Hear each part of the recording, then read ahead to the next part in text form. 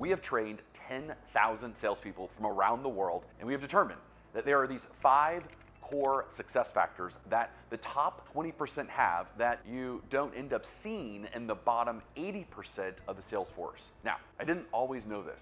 When I was at MBA school, I was taught by my professors to look for work experience as the key factor to determine if a salesperson was a great hire or not. This was later reinforced when I worked for a Fortune 500 company, and the HR department took me through my new hire manager orientation class when I was 25 years old, and they said, we only hire salespeople that have at least 3 to 5 years of industry experience. So I took that advice and I ran with it as the #1 criteria for who I hired.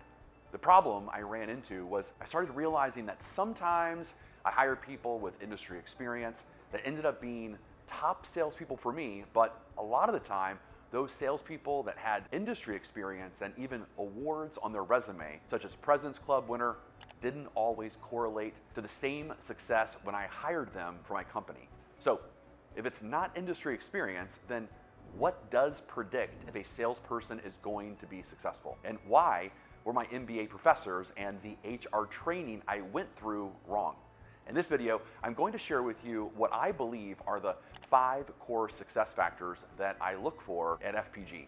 And this is after 20 years of recruiting, training, and coaching salespeople from around the world.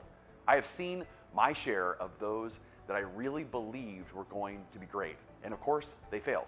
And those that I wasn't so sure about that surprised the heck out of me and became a top sales producer.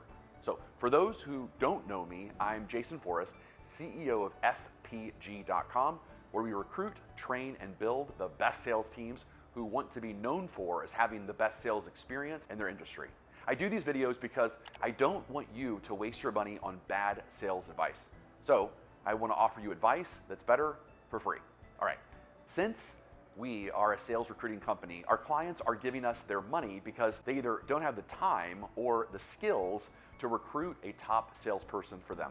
At the same time, they put their trust in FPG to help them find a salesperson that starts selling fast.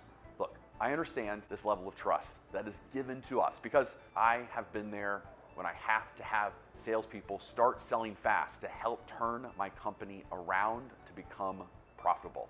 Look, the stakes are very high when it comes to recruiting the wrong salesperson. If it's done incorrectly, then it can hurt the company's brand reputation, company morale, profitability, renewals with existing clients. I have seen companies mess this up so many times, and it ends up taking them close to 12 months to turn things around. So I had to figure it out. So in this video, I'm going to share with you 5 factors that so many companies overlook when they're recruiting and hiring salespeople, but have become the must-haves for us and the hundreds of sales organizations we represent. And by the way, we only work with the top sales companies in each of their industry. So let me share with you how I first figured this out. So I'm watching this movie, Moneyball. Yes, I should have read the book, but I watched the movie instead. This movie is based on the true story of the Oakland A's 2002 Major League Baseball season. Billy Beane was the general manager and needed to break the rules of scouting baseball players because his player hiring budget was $40 million, but the Yankees had a budget of $126 million, and it was impossible to ever beat the Yankees with 1/3 of the hiring budget, unless, what a great word, unless, he found a different way to value players. So he used a concept called sabermetrics, which gave him a new advantage by valuing players that other teams undervalued, which meant he could get great players at a discount. At the same time, Major League scouts would value players based on surface traits like how fast they were, how good looking they were. Yeah, that was one of the traits. Could they hit a home run? Could they steal bases? And this was crazy, but yes, did they have an attractive girlfriend? For some reason they thought that an attractive girlfriend, they were more confident. I don't know.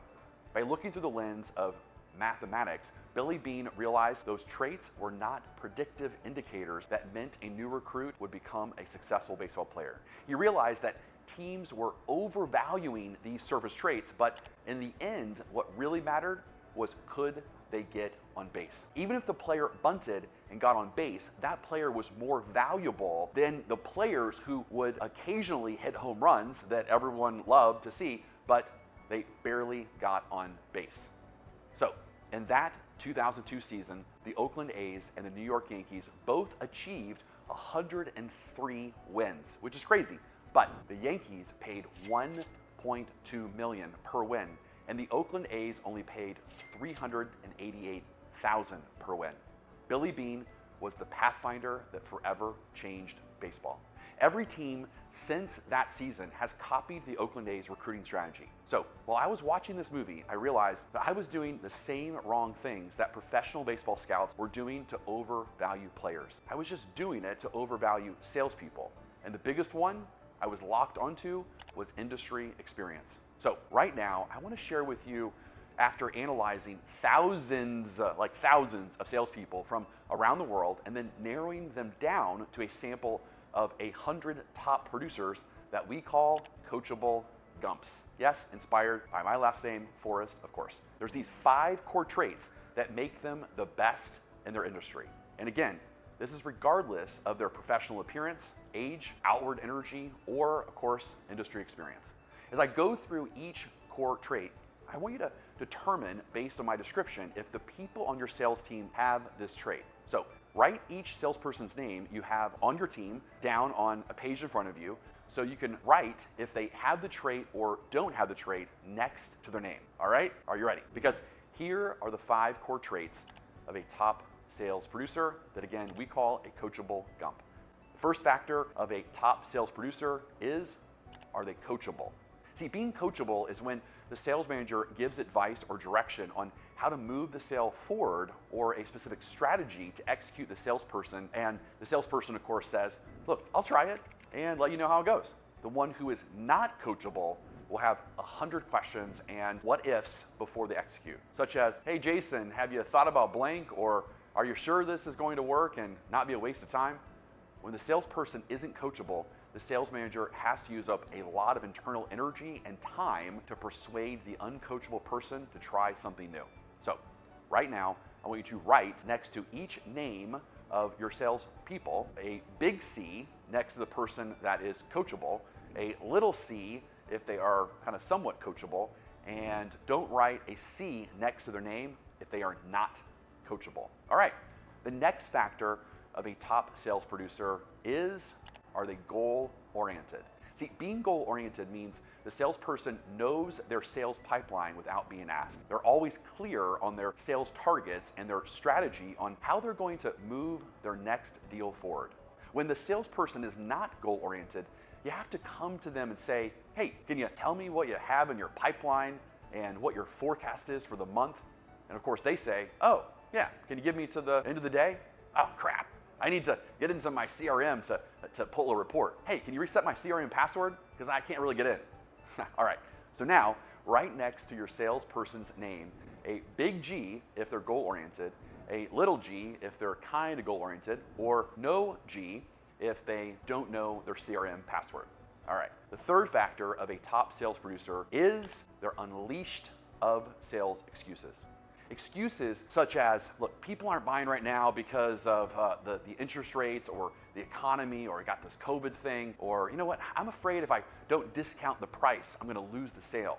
Or if I close too hard, I'm gonna push the prospect away. So I'm gonna give a little space. So right now, next to your salesperson's name, write a big U if they are unleashed of excuses, or a little u if they're sometimes unleashed but do have a few excuses. And of course, do not write the letter U if they do have excuses for why they are not closing deals. All right, the fourth factor of a top sales producer is they are internally motivated. Now, motivation is not outward energy in all situations. I've many times had biases that a salesperson had energy at the interview but didn't end up having motivation. See, motivation in this context is how much of their internal drive are they going to give to moving sales forward for you versus competing priorities that they have outside of work. For example, I remember I hired a salesperson one time that I thought was going to crush it for me, but soon realized that he had 2 other side hustles going on that spread his motivation too thin. He interviewed perfectly, of course, based on his enthusiasm, but if I would have dug deeper, and I should have, I would have soon realized that wasn't going to be all in with me. Like, he wasn't going to give me all of that energy. So now, next to your salesperson's name, write a big M if they have lots of drive and they give that motivation to selling for you and not any side hustle. Write a little m if they are somewhat all in, but do have outside distractions such as home problems or side hobbies or kind of personal distractions. And lastly, do not write a M if their mind is always thinking about too many things outside of the sales job. All right, the fifth factor of a top sales producer is, are they procedural? So being procedural is one of 65 different meta patterns in the brain. These patterns are how each of us are internally wired. A procedural-based salesperson loves following predictable processes that lead to predictable results. They're all about a certain routine, and they know if they follow that routine, they're going to win. The opposite of this is an option-based salesperson. An option-based salesperson, which of course I call a Rambo, refuses to follow a sales process and will tell you that every customer is different, so what's the point? They're also very difficult to train on a system or a process as well. So, is it possible for an option-based salesperson to be successful? Yeah, of course. But the problem is they're not consistent and you can't depend on their results.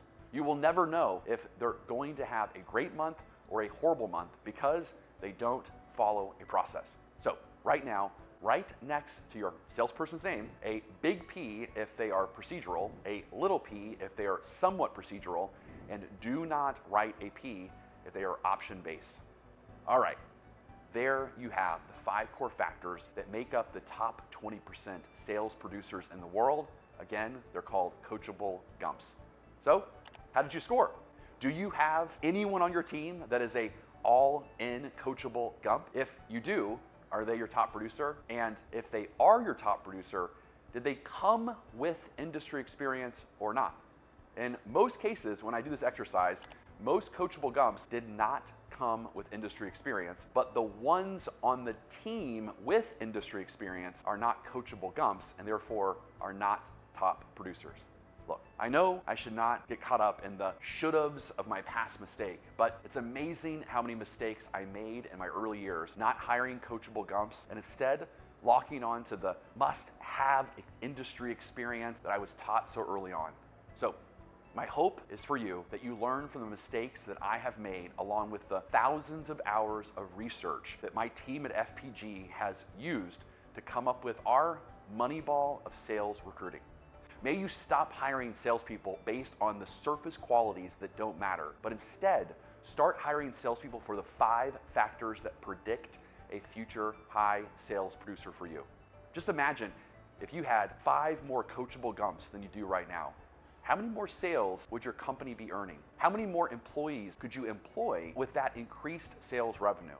And most importantly, how many more businesses and lives could you improve through your products and services with just more coachable gumps? Until next time, this is Jason Forrest. Push yourself to become a better version of you.